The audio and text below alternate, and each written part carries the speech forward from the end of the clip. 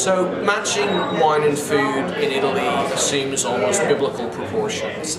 It's important anywhere, but in Italy it's even more important because the history of the two are linked.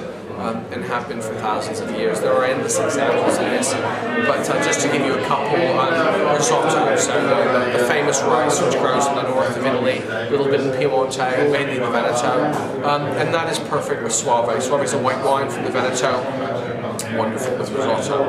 If we go to Tuscany, they have their own breed of cow there called Chianina, and it produces beautiful meat, and they cut off T-bone steaks. The minimum, the smallest you can get is 1 kilo. So you can imagine when you've got a kilo of beef in front of you, you really need a hearty red with plenty of tannins and acidity to come through that. And that's of course when Sangiovese comes into its own.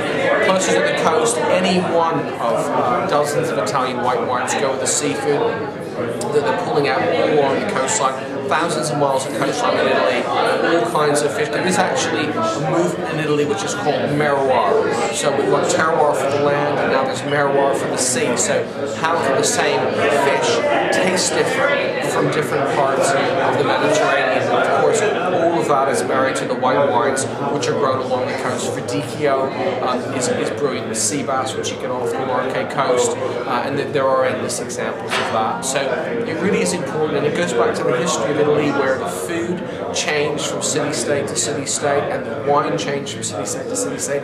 Those things grew up together, and of course they were terribly proud of the food which they produce and the wine which they produce, and the marriage of those two. So there's even a word in Italian, it's called l'abbinamento. It means the match, and you could have a abbinamento between, you know, a tie and a shirt or something like that. But it really means this match between food and wine. And I love it that Italians have a word for the match between food and wine. It's so important to them, and there's endless examples.